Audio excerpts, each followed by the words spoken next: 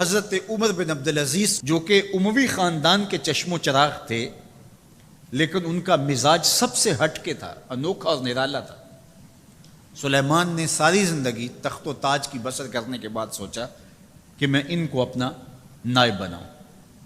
تو خیر جب ان کا انتقال ہوا تو لوگ دمشق کی جامع مسجد میں جمع ہوئے اور وصیت نامہ پڑھا گیا۔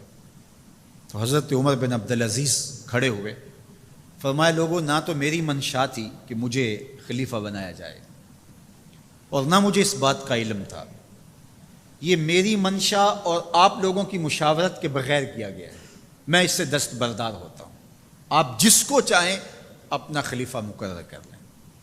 تو لوگوں نے کہا آپ ہی ہمارے امیر ہیں، آپ ہی ہمارے خلیفہ ہیں۔ تو آپ نے فرمایا کہ جب تک اللہ کی اطاعت کرتا رہوں تب تک تمہارا خلیفہ رہوں گا۔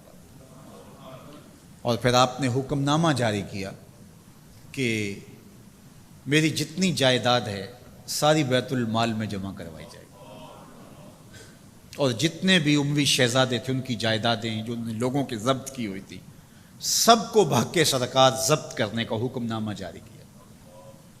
مسجد سے باہر نکلے تو آپ کے لیے شاہی سواری لائے گی، فرمایا میرا خچر کافی ہے میرے لیے۔ گھر پہنچے تو اپنی بیوی فاطمہ بنت عبد الملک سے کہا، جو بادشاہ کی بیٹی ہے، بادشاہ کی پوتی ہے اور 4 بادشاہوں کی بہن ہے، ناز و نعم میں پلی ہوئی ہے، کہا کہ میرے ساتھ تم رہنا چاہو تو تمہیں اپنے سارے زیورات، زر و جواہر، سارا مال بیت المال میں جمع کروانا ہوگا اور فقیرانہ زندگی بسر کرنا ہوگی۔ اب اس پاک باز خاتون نے کہا کہ میں اس کے لیے تیار ہوں، میں فقیری کی زندگی کو ترجیح دیتی ہوں۔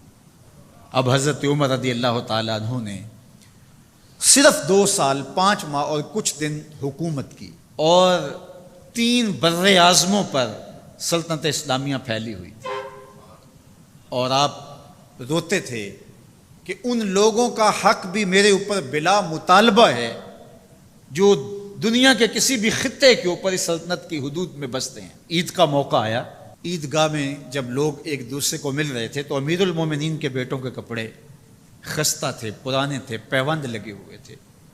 تو آپ نے اپنے بیٹوں سے کہا کہ تمہیں شرم تو آ رہی ہوگی کہ امیر المومنین کے بیٹے ہو کے تمہیں ڈھنگ کا لباس بھی دستیاب نہیں ہے۔ تو آپ کا ایک بیٹا عبد الملک بن عمر بن عبدالعزیز جو آپ کی زندگی میں انتقال کر گیا تھا، اس نے کہا ہمیں اس بات پہ فخر ہے کہ ہمارے باپ نے خیانت نہیں کی ہے، ہمارا باپ دیانتدار ہے۔ جب گھر آتے ہیں تو آپ کی بیٹیاں آپ کو عید مبارک کہتی ہیں، آپ سے ملتی ہیں، لیکن منہ پہ کپڑا دھرا ہوا ہے۔ تو حضرت عمر رضی اللہ تعالیٰ عنہ عمر بن عبدالعزیز بولتے ہیں کہ بیٹی آپ نے چہرے کے اوپر کپڑا کیوں رکھا ہوا ہے؟ تو وہ کہتی ہے ہم نے کچے پیاز سے آج کھانا کھایا ہے تو اس لیے ہم نے کپڑا رکھا ہے کہ آپ اس کی سمیل محسوس نہ کریں۔ تو حضرت عمر بن عبدالعزیز رو پڑتے ہیں اور فرماتے ہیں کہ کس باپ کا جی نہیں چاہتا کہ میری اولاد آسودہ ہو، لیکن میں آخرت سے ڈرتا ہوں۔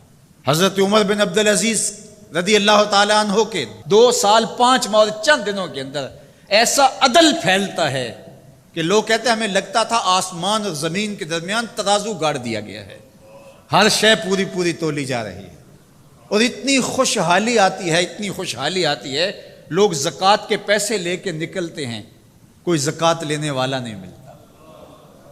ایک علاقے کے لوگ حضرت عمر بن عبدالعزیز کو خط لکھتے ہیں کہ حضرت زکوٰۃ کا کیا کریں؟ فرمایا غریبوں کو دے۔ کہا کوئی غریب رہا ہی نہیں؟